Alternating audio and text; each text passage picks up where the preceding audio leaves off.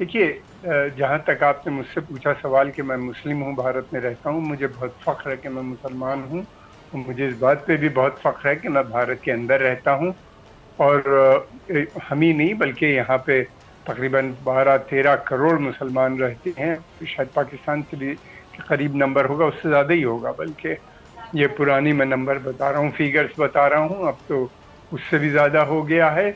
और हम लोग के पास बिजनेस है, हम लोग को हर किस्म की आज़ादी है, बड़ी बड़ी यूनिवर्सिटीज़ हम लोगों ने खोल रखी है, बहुत बड़ी बड़ी फैक्ट्रियां मुसलमान चला रहे हैं, सिप्ला और विप्रो और जैसी बड़ी कंपनीज। इसके अलावा पता नहीं कितनी वो कार्ड और जिनका शुमार ग्लोबल बड़ी कंपनीज में होता है, मुसलमानों की उसके ओनरशिप है।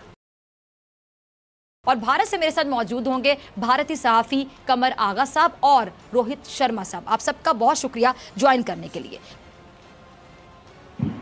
पिताजी, पहले तो मैं आपको बताना चाहूंगा, आपने एक सैड स्टोरी में से, एक सैड न्यूज में से एक लीड आउट जो दिया, बड़ा इमोशनल लीड आउट, वो ऐसा ही कुछ मेन कैंप में एडोल्फ हिटलर बोलते हैं कि अगर किसी मार्मिक चीज को, किसी इमोशनल चीज को आप थोड़ा एग्रेसिव होके बोलें तो आप लोगों को कमांड कर सकते हैं। दूसरी चीज आपने ये बोला कि लॉकडाउन वहां पे कश्मीर में बहुत लंबे अरसे से चल रहा है। आपको बता दूं कि वहां 1,500 के आसपास कोरोना पॉजिटिव केस हैं। अगर लॉकडाउन डेढ़ साल से 1 साल से चल रहा है तो वो केसेस कहाँ से आए? इतने सारे लोग वहां जा रहे हैं, वहां से लोग आ रहे हैं, तभी तो लॉकडाउन में लोगों को कोरोना हो रहा है। ये एक बहुत लॉजिकल सी बात है। अब कोरोना हुआ, वहां पे लोगों को दोबारा लॉकडाउन किया गया, उससे पहले खुल गया था ना, तभी तो लोग वहां गए थे, या वहां के लोग यहाँ आए थे, तभी तो कोरोना उनको हुआ। अदरवाइज कोरोना कश्मीर में ओरिजिनेट नहीं हुआ था, चाइना में ओरिजिनेट हुआ था, वहां से इटली गया, इटली से इंडिया आया। दूसरी चीज, डोमिसाइल कानून। जहां तक आप डोमिसाइल की बात कर रहे हैं, तो इंडियन टेरिटरी, इंडिया में जो इंडिया के जो एरियाज हैं, इंडिया वहां पे अपना डोमिसाइल लगाता है और लगा सकता है, पूरा राइट है उसको। कश्मीर में जो डोमिसाइल है वो कैसे बनेगा, कब बनेगा, कौन से कानूनों के तहत बनेगा, ये चीज पाकिस्तान तो शायद ना समझाए हमें, क्योंकि हमने भी पाकिस्तान को कभी नहीं बोला इस्लामिक कंट्री आप बने थे, कभी आपको बोला था? आप तो सेक्युलर थे, आप भी तो भूल गए अपने कायदे आजम साहब की वो तकरीर को, जिसमें उन्होंने बोला था कि Pakistan is a secular state and will remain a secular state. तो इंडिया में क्या कानून होगा, पाकिस्तान हमें ना बताए। इंडिया का डोमिसाइल कानून चल रहा है, वो लॉ बन रहा है, और सारे कश्मीरीज को पूरी की पूरी आजादी है इंडिया में। इस समय 10,000 से ज्यादा जो स्टूडेंट्स थे जो कि अक्रॉस इंडिया पढ़ रहे थे, कश्मीरीज, उनको बुलाया गया, उनको वापस कश्मीर भेजा गया अभी कोरोना के बाद। और अक्रॉस द वर्ल्ड जितने कश्मीरी स्टूडेंट्स पढ़ रहे थे वो भी वापस आए। ये तो रिकॉर्ड्स पे है, इसको तो आप मानेंगे। तो कौन से लॉकडाउन, कौन सा कर्फ्यू, कौन सा माँ बहनों की इज्जत की बात आप कर रही हैं जब स्टूडेंट्स बाहर पढ़ने जा रहे हैं? I can't understand this. कौन सा? अच्छा जी रोहित, आपका मैंने जवाब सुना। मैं किसी मेहमान को इंटरप्ट नहीं करना चाहती, मैं तमाम मेहमानों का जवाब इसी तरह सुनूंगी ताकि नाजरीन सबका जवाब सुन सके। ब्रिगेडियर हारिस नवाज साहब, मैं आपकी तरफ आती हूँ। मेरे ख्याल से मुझे सवाल पूछने की जरूरत नहीं है, रोहित की बातों का आप जवाब देना चाहेंगे। वो कह रहे हैं कौन सा लॉकडाउन, कौन सा कर्फ्यू, आप जरा समझाएं। इनसे पूछें कि कश्मीर में लॉकडाउन सिर्फ कश्मीरियों के लिए है, आपके हिंदुओं के लिए, आपकी पुलिस के लिए, आपके आर्मी के ट्रुप्स के लिए कोई लॉकडाउन नहीं है। फिर उसके बाद शिमला की आप बात करते हैं, आप कहते हैं हमारा 2 तरफा बायलैटरल इशू है, उसमें भी ये इशू है। तो आपने कैसे वहाँ जाके अपना कानून लागू कर दिया है, वहाँ का झंडा उतार दिया, आपने वहाँ के कश्मीरियों को अलहदा कर दिया, ज़बरदस्ती गासिब कर लिया। आप लोग ये इंटेंशनली इशू करते हैं। मेरे ख्याल में ये हमें सबको समझना चाहिए, जो इस वक्त इंसानियत के ख़िलाफ़ लड़ाई कर रहे हैं, कि इस वक्त तमाम लड़ाइयाँ बंद कर दें, तस्वीरें बंद कर दें, कोरोना के खिलाफ लड़ें। आपने कोरोना भी मुसलमानों को निकाले कि इन्होंने मुसलमानों ने कोरोना फैलाया। फॉर गॉड सेक, आप किस दुनिया में रह रहे हैं? कुछ ये सोच समझ के बात करें। इसके बाद मुसलमानों ने कैसे फैलाया है इतनी मुसलमानों से नफरत? ठीक है, कमर आगा साहब, आप भारत में रहते हैं और आप मुस्लिम भी हैं। भारत में जो मुसलमानों के साथ हो रहा है कमर आगा साहब, आप उसकी हिमायत करते हैं, मुखालिफत करते हैं? आप भी रोहित की तरह कहेंगे कि कहाँ हो रहा है और मुझे दिखाएं कहाँ हो रहा है? फैज़ा, शुरू में जब आपने बात करनी शुरू की तो मैं समझा शायद आप बात कर रही हैं बलूचिस्तान या खैबर पख्तूनख्वा की, जिसकी कि वहाँ की जो रिपोर्ट आती है वो इसी तरह की है जिस तरह की आप कश्मीर के बारे में बात कर रही थी। मेरा दिमाग उधर ही गया, मैंने कहा कि ये तो बहुत ही लिबरल और बहुत ही चैनल है जो इस तरह की बातें कर रहा है, वो भी पाकिस्तान के अंदर।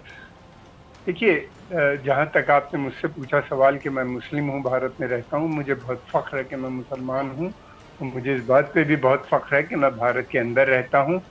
और हम ही नहीं बल्कि यहाँ पे तकरीबन 12-13 करोड़ मुसलमान रहते हैं।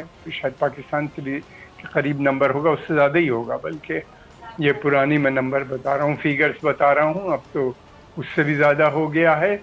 और हम लोग के पास बिजनेस है, हम लोग को हर किस्म की आज़ादी है, बड़ी बड़ी यूनिवर्सिटीज़ हम लोगों ने खोल रखी है, बहुत बड़ी बड़ी फैक्ट्रियाँ मुसलमान चला रहे हैं, सिप्ला और विप्रो और जैसी बड़ी कंपनीज, उसके अलावा पता नहीं कितनी वो कार्ड और जिनका शुमार ग्लोबल बड़ी कंपनीज में होता है। मुसलमानों की उसके ओनरशिप है।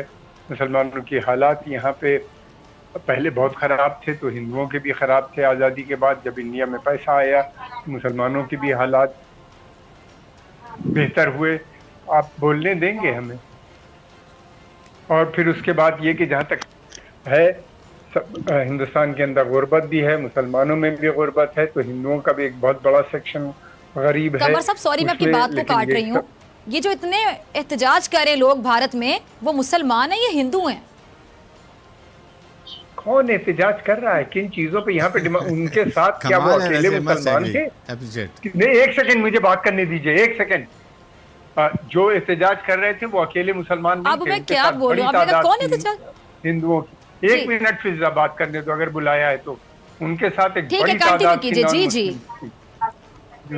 एक बड़ी तादाद की नॉन मुस्लिम्स की, और उनके साथ सब शाना बशाना लड़ाई लड़ रहे थे। हमारी यहाँ डेमोक्रेसी है, रूल ऑफ लॉ है, कॉन्स्टिट्यूशन है, उसके खिलाफ कोई नहीं जा सकता। सुप्रीम कोर्ट है, हाई कोर्ट है और दूसरे अदालतियां हैं जहाँ के ऊपर ये व्हाट आर यू टॉकिंग? जी कमर आगा साहब, कमर आगा साहब, आप अपनी बात कंप्लीट कीजिए। और मेहमान अगर कुछ बोलेगा तो मैं उसके लिए रिस्पांसिबल। एक सेकंड, मैं आपकी बात सुन रही हूँ, आप कंटिन्यू कीजिए, मैं आपको इंटरप्ट नहीं कर रही। पहली बात तो ये कि पाकिस्तान ये बातें बंद करे कि वो मुस्लिम कंट्रीज का लीडर है या हिंदुस्तान के मुसलमानों के बारे में सोच रहा है। हमें कोई ज़रूरत नहीं है आपकी मदद की, हमें कोई ज़रूरत नहीं है आपसे किसी किस्म की मदद की। हम लोग यहाँ पे हैं, हमारी जो कुछ है परेशानियाँ हम खुद लड़ना जानते हैं, लड़ते हैं, मिलते हैं, और हम लोग अकेले नहीं लड़ते, हमारे साथ और दूसरी, यानी आप ये मानते हैं कि परेशानियाँ हैं? कि बिल्कुल होती है, किस मुल्क में नहीं है परेशानियाँ? किस मुल्क में नहीं है परेशानियाँ? इकोनॉमिक क्राइसिस है, हमारे यहाँ हम पे भी है, राइट भी होते हैं, झगड़े भी होते हैं, और फिर उसके बाद अदालत में भी जाते हैं, और उसके बाद हमको वहाँ से निजात भी मिलती है, छूट भी मिलती है। ठीक है जी कमर साहब, आपका पॉइंट आगे, मैंने आपको इंटरप्ट नहीं किया, ठीक है। मलिहा, कमर साहब की आपने गुफ्तगू सुनी, क्योंकि पाकिस्तान ने पिछले 1.25 साल में माशाल्लाह जितना इम्प्रूव किया है अपना ग्लोबल लेवल पर इंटरनेशनल इमेज। ये जो मैडम बोल रही थी, ये जानती नहीं शायद कि ये जवाब किसको दे रही थी, कमर आगा साहब को दे रही थी। अगर मैं कमर आगा साहब का 1/10 भी बन जाऊँ ना, तो मैं अपने आप को ज़िंदगी में सक्सेसफुल समझूंगा। जितनी मेरी एज नहीं है ना, उतना उनका एक्सपीरियंस है, और जो हाइट्स उन्होंने टच किए हैं इंडिया में जर्नलिज्म में, वो रेयरली कोई टच कर पाता है। जहाँ तक बात ये है कि इंडिया में उन्होंने बोला कि इंडिया टेररिज्म फैला रहा है, और इंडिया को अमेरिका, वो माइक पॉम्पेओ का नाम लिया। ये अमेरिकन प्रेसिडेंट का एक स्टेटमेंट भूल गई क्या, कि जब हाइड्रोक्सीक्लोरोक्विन इंडिया ने भेजी तो उन्होंने क्या बोला था, this help will not be forgotten. और कल ही एक रिपोर्ट आई अमेरिकन कांग्रेस की कि पाकिस्तान पे ट्रस्ट नहीं किया जा सकता, पाकिस्तान अभी हक्कानी नेटवर्क को सपोर्ट कर रहा है। कल की रिपोर्ट है, अगर वो पढ़ लें मैडम तो अच्छा रहेगा। सेकंड ये कि आपके सामने मेजर गौरीवर की, मैं प्रोग्राम में था रिपब्लिक टीवी में, वो मोबाइल उठा के कह रहे थे ये देखें मेरे पास मुफ्ती का भी नंबर है, मरी का भी नंबर है, फलां के नंबर है, स्टॉप कर दें ये छोड़ना। दोस्तों बहुत मेहनत करके हम आप